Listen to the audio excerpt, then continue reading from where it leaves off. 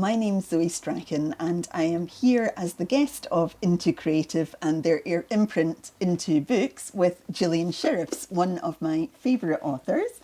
And we are here in Caledonia Books. We're allowed to be in on our own after hours to talk about your novel Brodie, and it's a particularly appropriate place to talk about Brodie, isn't it? It is.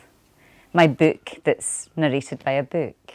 Yeah, and it was actually a book that was written in the library. So I do like to write surrounded by books, and I also like to talk surrounded by books, it would appear. Yeah. So We've that's been having lovely. a good browse already in here. And Brodie would, yes, I'm sure Brodie will be on these shelves soon, if not already, though people might want to hold on to their own copies.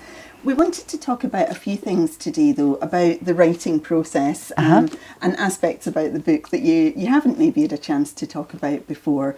And you and I met, first of all, when you were at University of Glasgow. You were doing a master's in creative writing. You then went on to do a doctorate, and that's really, I think, when Brodie was born. Yes. So the notion for Brodie had been around for a while, but I didn't have the mental time and space and structure, I think, to really create Brodie, and the doctorate definitely gave me that. Let me ask Yes. then, what was the difference? You'd been writing already, and then you took this step of going to university, doing a more serious writing course maybe than you'd done before. Did that have a big impact on the way that you wrote?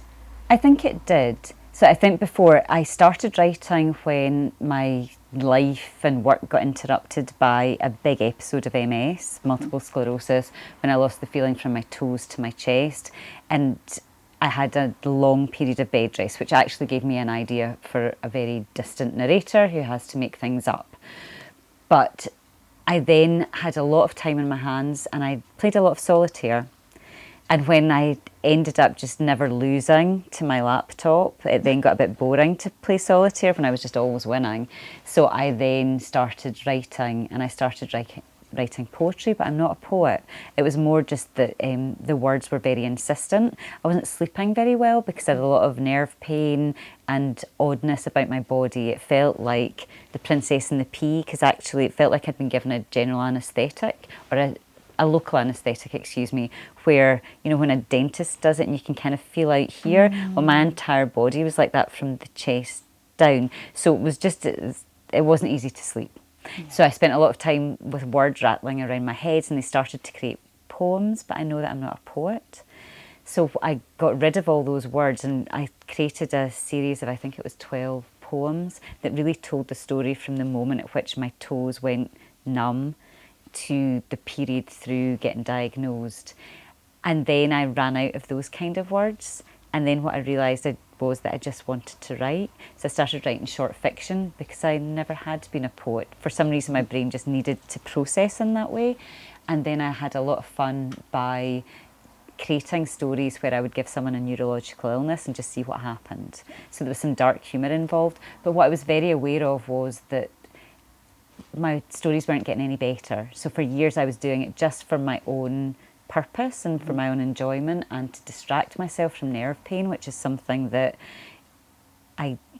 is a constant for me, and the drugs never worked. Sounds like a song. But what I found was when I was writing and really struggling with the perfect sentence, because I'm very obsessed with getting my sentences to what I believe is where they need to be. So there was a lot of fighting with words and sentences. Then I wouldn't notice the nerve pain. But over time, I wanted to be a better writer. So I started going to some classes. I went to amazing classes with Alan McMonigal at The Word. But those were kind of once a week for a couple of hours, and I felt like I needed more, which is when I applied to do the Masters. And what I found then was, having an entire year just to focus on my writing and to have the input of people like yourself, people like the other students, really gave my writing, I think, an opportunity to get better, because other people's eyes were on it. So the feedback loop that you have with that allowed me not just to make my sentences better, but my stories better, which I think was where I was lacking. I was so focused on sentences that I maybe was losing the sense of story. And it must have been a huge difference between being on your own for so much of the time. I mean, you're talking about being confined to bed, really unable to move to a huge extent. I'm thinking actually of Robert Louis Stevenson when he was ill, often wrote in bed and kind of managed to construct an odd way of lying while he was, lying flat on his back and writing up the way just to do what his body would allow him to do. But to go from that kind of process to being in a group of people all doing the same thing, it sounds exciting, but it also sounds pretty daunting to me. Yeah, it definitely was, and it was quite anxiety making from it being daunting, because something with MS is often you have a bit of a foggy brain. Now, not the symptoms of MS are very individual to the person and to the way in which the spine is affected or the brain is affected. But I was very anxious going into class. I remember having a conversation with Laura Marnie before I started, because she was my tutor, to say I'm really quite anxious because sometimes either there are no words or the wrong words come out, which actually is a bit anxious making about this as well, where I have an occasion where I just use completely the wrong word and I don't know that I've used it. So that's a lovely table you're wearing today, Zoe. Thank you. And then people look at me and I think I must have said the wrong word because the look of confusion. So sitting in like a tutorial group or, giving feedback on someone's work and not knowing if you would get all the right words. But what I found was it's such a great group of supportive people and creative people that it was fine. And the less anxiety, actually, I'm better at my words. I managed to... So I think that's why writing's really good for me, because it doesn't happen in writing. What happens in speaking doesn't happen in writing. But yeah, it became so whilst it was daunting to begin with, it became a very supportive environment in which it didn't matter if I complimented you on your beautiful chair. And not satisfied with an MLit, obviously life took you in some different directions, but you came back for more and decided that you would do a doctorate in creative writing. And by that point, I think you were thinking a lot about MS, and you were thinking a lot about the experiences you'd had in hospitals and with medical objects as well. So this started to swirl together into the idea for something that would be a novel but would be a thesis as well. Yes, and I early on, at some point in my writing, I wrote an alphabet of MS, and I'm not going to be able, we just talked about my lack of word recall, so I won't get it right, but there was one, so O was for object, so that letter in the alphabet, so F would have been for fatigue, but O was for object, and I wrote something like, because sometimes I feel like one, when the person pushing me is too busy to know my name, or the person who's the receptionist at a clinic doesn't look up and give me eye contact, or when the person that's putting a hypodermic needle into my arm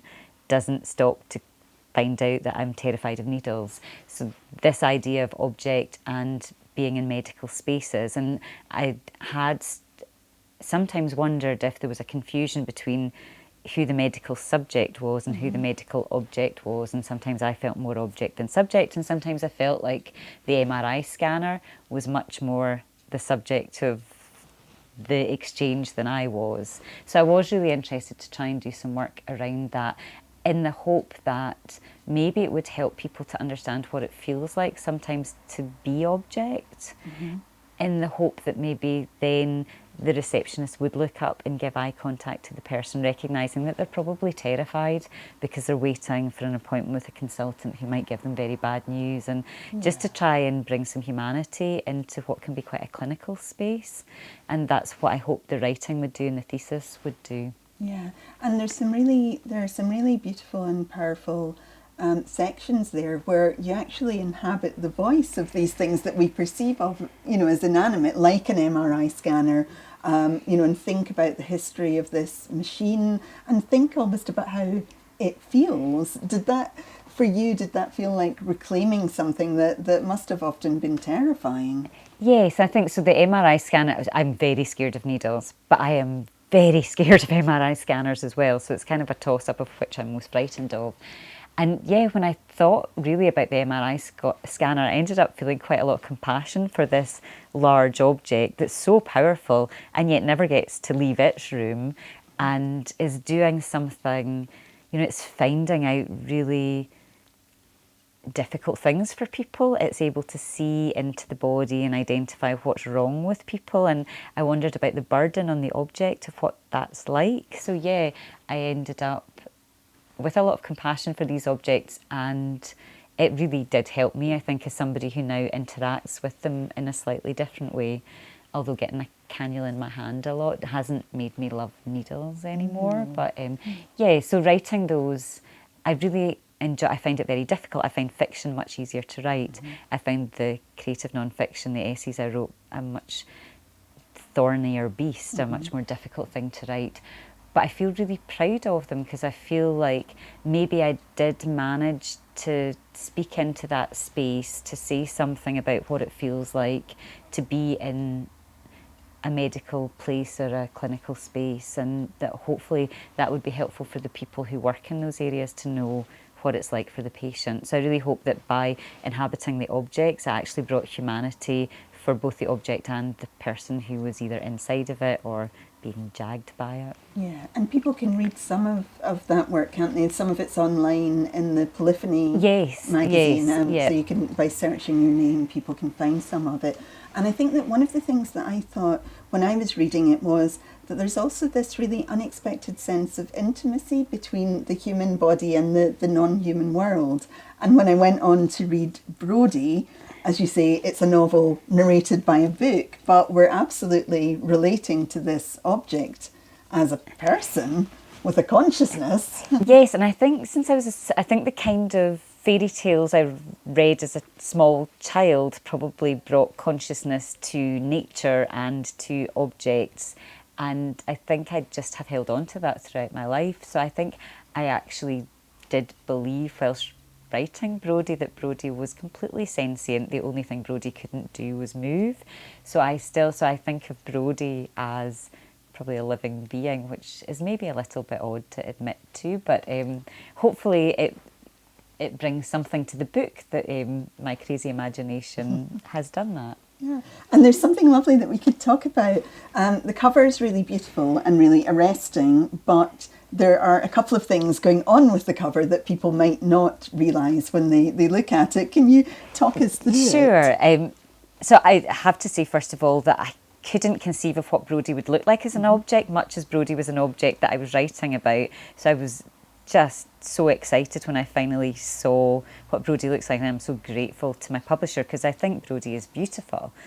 And one thing that, so immediately, I guess what other people see is this bookmark that's separated because Brodie's in 6 sections. So Brodie is, the object's actually a copy of the Prime of Miss Jean Brodie, and there are 6 girls in the Brodie set. So there are 6 women in Brodie, and the book is split up this way. So we've got a bookmark that's got, and each of them have the name of a flower, partly because people always bring you flowers when you're sick, and I actually love flowers. So so I'm very happy that I always have too many flowers because people want to give me them as a way to somehow show humanity to me. So my characters are all flower names, but what I saw immediately was that this is a spine, a kind of broken spine, which, you know, as somebody with a disease where I think I wrote a line in my thesis about I wanted to be more than a brain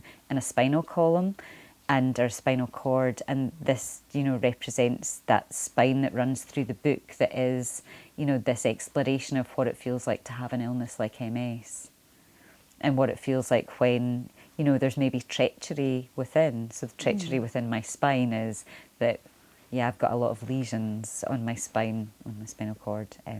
But yeah, and I just love it. But also I think, and I don't know that my publisher Stephen would agree with me, but I think this looks a bit like a school scarf, the bookmark here, which I like because of the Marcia Blaine school. And actually another Miss Jean Brodie thing is that my first character is called Violet because the uniform of the Marcia Blaine School for Girls is dark violet or deep violet. So. These great But I connections digress. that we might I not, digress. we Yes. might not all pick up on. Yeah. I have to say, for me, I think Brodie in the novel, now I'm having to change my perception, because when I read the novel before it was in this form, Brodie was a sort of, you know, was a kind of, I don't know, sort of 1980s edition with one of these photographic covers. And Yes, I've got a new Brodie in my Brodie mind. to think about, because of course, yes, Brodie starts in the late 80s with the Glasgow Garden Festival as one of the first things. And I think Glasgow's a wee bit of a character in Brodie as well, which is maybe something I've not spoken about. But or the Glasgow of, you know, I was a teenager in the 1980s, so it's that moment for me, that's when the book starts, is Glasgow then. And actually at one point Brodie gets to go through to Edinburgh, which felt very appropriate, with Rose, who's the penultimate guardian that Brodie has, the penultimate girl or woman who owns Brodie. But the interesting thing about that is Brodie gets stuck in a drawer for 2 years there. So Brodie's experience of Edinburgh isn't great, but then I think that there was a certain constraint that Jean Brodie felt in the Marcia Blaine School, so I think having Brodie trapped in a drawer in Edinburgh felt somewhat appropriate, maybe. Oh, okay. You talked about the fact that the writing fiction felt very different for you to writing these, you know, academic, non-fiction, hybrid essays about the medical objects. But writing fiction seems to have been very positive for your own well-being and your own pain management too, with MS. Yes, certainly. I mean, something that I found was, as I think I mentioned, when I'm writing, it does distract me. And I now understand something called distraction technique, which there is, you know, if you speak to a medical person who understands it, they're going to explain to you perhaps that the part of the brain that pain is supposed to be confined to gets expanded when you've got chronic pain, something like I've got chronic nerve pain. So the pain signal ends up taking up bits of the brain it shouldn't, and often bits of the brain that should be engaged with creativity. So it's that portion of the brain that gets invaded by this pain signal. So if you start using the brain for those creative pursuits, then you kind of push pain back more to where it should be, rather than it being living so large in your body and in your brain. So I certainly find that fiction does that.